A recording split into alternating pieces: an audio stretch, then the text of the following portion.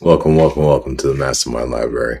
They call me Ferdinand, the bringer of balance, leader of many disciplines, and your host of the MasterMind Library, the home of the MasterMind Book Club. And I'm here with our resident eating co-host, Trigger. And Trigger is indulging in some vitamin C.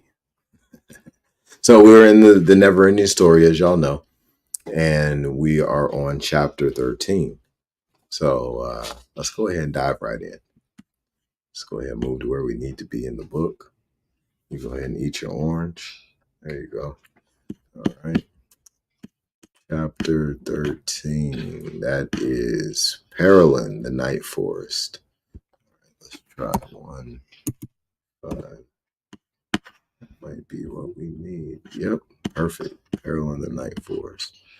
Moonchild, I'm coming, Bastion repeated in the darkness. He felt something indescribably sweet. You all right?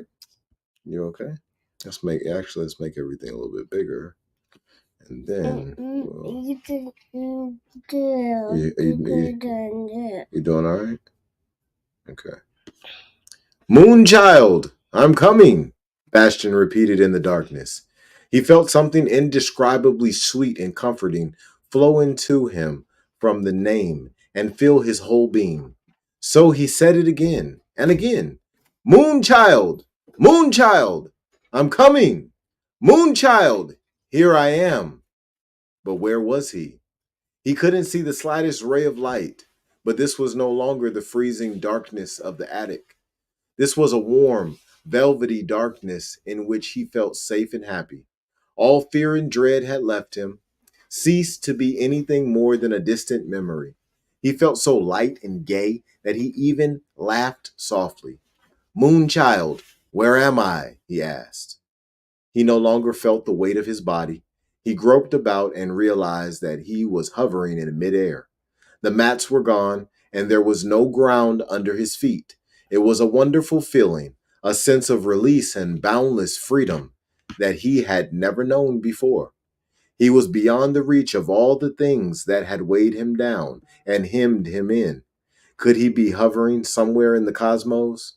But in the cosmos there were stars, and there were stars, and here there was nothing of the kind. There was only this velvety darkness and a wonderful, happy feeling he hadn't known in all his life. Could it be that he was dead? Moonchild, where are you? And then he heard a delicate, bird-like voice that answered him, and that may have answered him several times without his hearing it. It seemed very near, and yet he could not have said from what direction it came. Here I am, my Bastion. Is it you, Moonchild? She laughed in a strangely lilting way. Who else would it be? Why, you've just given me my lovely name. Thank you for it. Welcome, my savior and my hero. Where are we, Moonchild? I am with you, and you are with me. Dream words. Yet Bastion knew for sure that he was awake and not dreaming. Moonchild, he whispered, is this the end? No, she replied. It's the beginning. Where is Fantasia, Moonchild? Where are all the others? Where are Atreyu and Falcor? And what about the old man of Wandering Mountain and his book? Don't they exist anymore? Fantasia will be born again from your wishes, my Bastion. Through me, they will become reality. From my wishes? Bastion repeated in amazement. He heard the sweet voice reply, you know they call me the commander of wishes. What will you wish? Bastion thought a moment. Then he inquired cautiously, how many wishes have I got? As many as you want. The more, the better, my Bastion. Fantasia will be all the more rich and varied. Bastion was overjoyed, But just because so infinitely many possibilities had suddenly been held out to him, he couldn't think of a single wish. I can't think of anything, he said finally. For a time there was silence, and then he heard the bird like voice. That's bad. Why? Because then there won't be any more Fantasia. Bastian made no answer. He felt confused. His sense of unlimited freedom was somewhat marred by the thought that everything depended on him. Why is it so dark, Moonchild? He asked. The beginning is always dark, my Bastian. I'd awfully like to see you again, Moonchild. The way you were when you looked at me. Again he heard the soft, lilting laugh. Why are you laughing? Because I'm happy. Happy? Why? You've just made your first wish. Will you make it come true? He held out his hand and felt she was putting something into it. Something very small but strangely heavy. It was very cold and felt hard and dead. What is it, Moonchild? A grain of sand, she replied. All that's left of my boundless realm. I make you a present of it. Thank you, said Bastian, bewildered. What on earth could he do with such a gift? If at least it had been something living. As he was mulling it over, he felt something wriggling in his hand. He raised his hand to see what it was. Look, Moonchild, he whispered. It's glowing and glittering. And there, look, a little flame is coming out of it. No, it's not a grain of sand. It's a seed. It's a luminous seed, and it's starting to sprout. Well done, my Bastian, he heard her say. You see how easy it is for you? Barely perceptible at first. The glow of the speck in Bastian's palm grew quickly, making the two child faces, so very different from each other, gleam in the velvety darkness. Slowly, Bastian withdrew his hand, and the glittering speck hovered between them like a little star. The seed sprouted so quickly that one could see it grow. It put forth leaves and a stem and buds that burst into many colored phosphorescent flowers. Little fruits formed, ripened, and exploded like miniature rockets, spraying new seeds all around them. From the new seeds grew other plants, but these had different shapes. Some were like ferns or small palms, others like cacti, bulrushes, or gnarled trees. Each glowed a different color. Soon the velvety darkness all around Bastian and Moonchild, over and under them, and on every side, was filled with rapidly growing luminous plants. A globe of radiant colors, a new, luminous world hovered in the nowhere, and grew and grew. And in its innermost center, Bastian and Moonchild sat hand in hand, looking around them with eyes of wonder.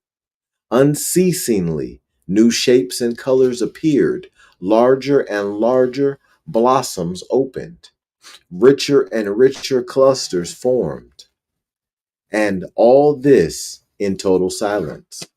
Soon, some of the plants were as big as fruit trees. There were fans of long emerald green leaves, flowers resembling peacock tails with rainbow colored eyes, pagodas consisting of superimposed umbrellas of violet silk. Thick stems were interwoven like braids. Since they were transparent, they looked like pink glass lit up from within. Some of the blooms looked like clusters of blue and yellow Japanese lanterns. And little by little, as the luminous night growth grew denser, they intertwined to form a tissue of soft light. You must give all this a name, Moonchild whispered. Bastian nodded. Perilyn, the night forest, he said. He looked into the childlike empress's eyes, and once again, as at their first exchange of glances, he sat spellbound, unable to take his eyes off her. The first time she had been deathly ill. Now she was much, much more beautiful. Her torn gown was whole again.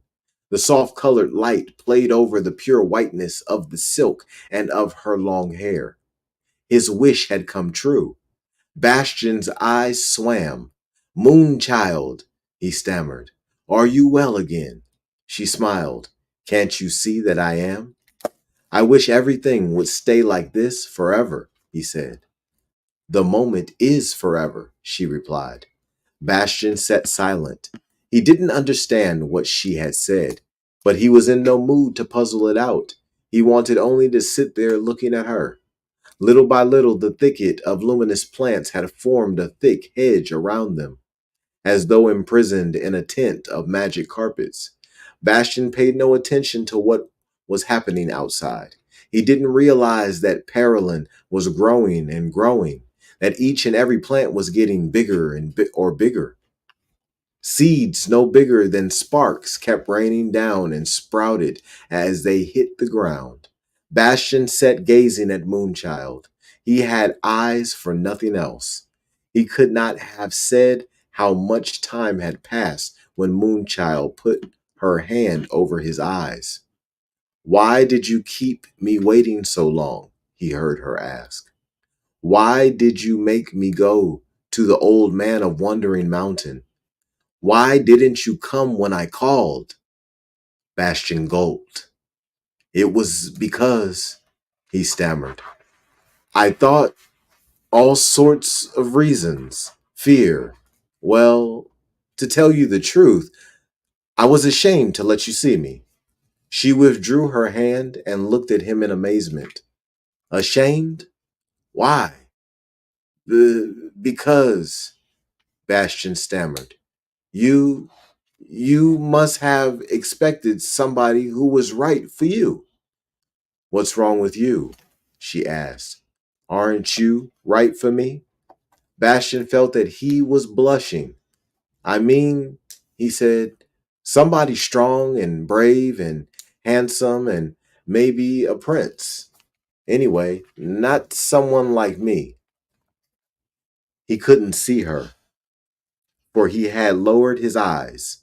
But again he heard her soft, lilting laugh. You see, he said, now you're laughing at me. There was a long silence, and when Bastion finally brought himself to look up, he saw that she was bending very close to him. Her face was grave. Let me show you something, my Bastion, she said. Look into my eyes. Bastion obeyed, though his heart was pounding and he felt dizzy. In the golden mirror of her eyes, he saw, small at first, as though far in the distance, a reflection which little by little grew larger and more distinct. It was a boy of about his own age, but this boy was slender and wonderfully handsome. His bearing was proud and erect. His face was noble, manly, and lean. He looked like a young prince from the Orient. His turban was of blue silk, and so was the silver embroidered tunic, which reached down to his knees. His high boots, made of the softest red leather, were turned up at the toes, and he was wearing a silver glittering mantle which hung down to the ground. But most beautiful of all were the boy's hands, which, though delicately shaped, gave an impression of unusual strength. Bastion gazed at the image with wonder and admiration. He couldn't get enough of it. He was just going to ask who this handsome young prince might be when it came to him in a flash that this was his very own self, his reflection in Moonchild's golden eyes. In that moment, he was transported, carried out of himself, and when he returned, he found he had become the handsome boy whose image he had seen. He looked down and saw exactly what he had seen in Moonchild's eyes. The soft, red leather boots, the blue tunic embroidered with silver, the resplendent long mantle. He touched his turban and felt his face. His face was the same too. And then he turned toward Moonchild. She was gone. He was alone in the round room which the glowing thicket had formed. Moonchild, he shouted. Moonchild! There was no answer. Feeling utterly lost, he sat down. What was he to do now? Why had she left him alone? Where should he go? That is, if he was free to go anywhere, if he wasn't caught in a trap. While he was wondering why Moonchild should have vanished without a word of explanation, without so much as bidding him goodbye, his fingers started playing with a golden medallion that was hanging from his neck. He looked at it and let out a cry of surprise. It was Auron, the gem, the childlike empress's amulet, which made its bearer her representative. Moonchild had given him power over every creature and thing in Fantasia, and as long as he wore that emblem, it would be as though she were with him. For a long while, Bastian looked at the two snakes, the one light, the other dark, which were biting each other's tail and formed an oval. Then he turned the amulet over and, to his surprise, found an inscription on the reverse side. It consisted of 4 words in strangely intricate letters. Do what you wish. There had been no mention of such an inscription in the NeverEnding Story. Could it be that Atreyu hadn't noticed it? But that didn't matter now. What mattered was that the words gave him permission, ordered him, in fact, to do whatever he pleased. Bastian approached the wall of luminous plants to see if he could slip through somewhere. To his delight, he found that the wall could easily be thrust aside like a curtain. Out he stepped. In the meantime, the night plants had kept on growing, gently but irresistibly, and Parolin had become a forest such as no human eye had ever beheld. The great trunks were now as high and thick as church towers, and still growing. In places, these shimmering, milky white pillars were so close together that it was impossible to pass between them, and seeds were still falling like a shower of sparks. On his way through the luminous forest, Bastian tried hard not to step on the glittering seeds that lay on the ground, but this soon proved impossible. There simply wasn't a foot's breadth of ground from which nothing was sprouting. So he stopped worrying and went wherever the giant trees left a path open for him. Bastian was delighted at being handsome. It didn't bother him that there was no one to admire him. On the contrary, he was glad to have the pleasure all to himself. He didn't care a fig for being admired by the lugs who had always made fun of him. If he thought of them at all, it was almost with pity. In this forest, where there were no seasons and no alterations of day and night, the feeling of time was entirely different from anything Bastian had ever known. He had no idea how long he had been on his way. But little by little, his pleasure in being handsome underwent a change. He began to take it for granted. Not that he was any less happy about it, but now he had the feeling that he had never been any different. For this, there was a reason which Bastian was not to discover until much later. The beauty that had been bestowed on him made him forget, little by little, that he had ever been fat and bow-legged. Even if he had known what was happening, he would hardly have regretted the loss of this particular memory. As it happened, he didn't even realize that he had forgotten anything, and when the memory had vanished completely, it seemed to him that he had always been as handsome as he was now. At that point, a new wish cropped up. Just being handsome wasn't as wonderful as he had thought. He also wanted to be strong, stronger than anybody, the strongest in the world. While going deeper and deeper into the night forest, he began to feel hungry. He picked off a few of the strangely shaped luminous fruits and nibbled gingerly to see if they were edible. Edible was no word for it. Some were tart, some sweet, some slightly bitter, but all were delicious. He ate as he walked and felt a miraculous strength flowing into his limbs. In the meantime, the glowing underbush around him had become so dense that it cut off his view on all sides. To make matters worse, lianas and aerial roots were becoming inextricably tangled with the thicket below, slashing with the side of his hand as if it had been a machete. Bastion opened up a passage, and the breach closed directly behind him as if it had never been. On he went, but the wall of giant tree trunks blocked his path. Bastion grabbed hold of two giant tree trunks and bent them apart. When he had passed through, the wall closed soundlessly behind him. Bastion shouted for joy. He was the lord of the jungle. For a while, he amused himself opening paths for himself, like an elephant that has heard the great call. His strength did not abate. He had no need to stop for breath. He felt no stitch in his side, and his heart didn't thump a race. But after a while, he wearied of his new sport.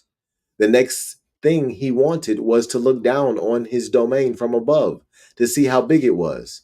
He spat on his hands, took hold of a liana, and pulled himself up hand over hand without using his legs, as he had seen acrobats do in the circus. For a moment, a vision, a pale memory of the past, came to him of himself in a gym class, dangling like a sack of flour from the bottommost end of the rope, while the rest of the class cackled with glee. He couldn't help smiling. How they would gape if they saw him now. They'd be proud to know him, but he wouldn't even look at them.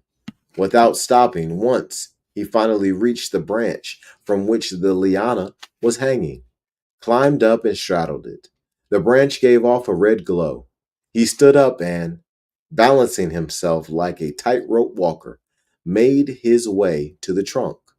Here again, a dense tangle of creepers barred his way, but he had no difficulty in opening up a passage through it. At that height, the trunk was still so thick that 5 men clasping hands could not have encircled it. Another, somewhat higher branch, jutting from the trunk in a different direction, was beyond his reach. So he leapt through the air, caught hold of an aerial root, swung himself into place, made another perilous leap, and grabbed the higher branch. From there, he was able to pull himself up to a still higher one. But then he was high above the ground, at least 300 feet, but the glowing branches and foliage still obstructed his view. Not until he had climbed to twice that height there were occasional spaces through which he could look around. But then the going became difficult, and because there were fewer and fewer branches, and at last, when he had almost reached the top, he had to stop, for there was nothing to hold on to but the smooth, bare trunk, which was still as thick as a telegraph pole. Bastion looked up and saw that the trunk or stalk ended some 50 feet higher, up in an enormous, glowing, dark red blossom. He didn't see how he could ever reach it, but he had to keep going, for he couldn't very well stay where he was. He threw his arms around the trunk and climbed the last 50 feet like an acrobat. The trunk swayed and bent like a blade of grass in the wind. At length, he was directly below the blossom, which was open at the top like a tulip. He managed to slip one hand between two of the petals and take hold. Then, pushing the petals wide apart, he pulled himself up. For a moment, he lay there, for by then he was somewhat out of breath. But then he stood up and looked over the edge of the great, growing blossom, as from the crow's nest of a ship. The tree he had climbed was one of the tallest in the whole jungle, and he was able to see far into the distance. Above him, he still saw the velvety darkness of a starless night sky. But below him, as far as he could see, the treetops of Parolin presented a play of color that took his breath away. For a long time, Bastion stood there, drinking in the sight. This was his domain. He had created it. He was the Lord of Parolin. And once again, he shouted for joy. And that concludes chapter 13. On our next episode, we'll be coming in with chapter 14, The Desert of the Colors. And as we can see, Bastian has taken his place in Fantasia. The childlike empress has given him Orin, and he is on his way, learning his way through Fantasia, through Perilyn Forest that he created with his wish, with the strength that he's created through his wish. And these are things that we should all know that we all have the power to do. Ask and ye shall receive. We can have whatever we desire. We can have whatever we desire. Daddy. Yes. Yeah, you can do some more writing as soon as we're done, okay? You can have your book back. Yes. Yeah, you can have it very soon. Yes. Ask and ye shall receive. Okay, understood. And as y'all can see, this is how it works. All right.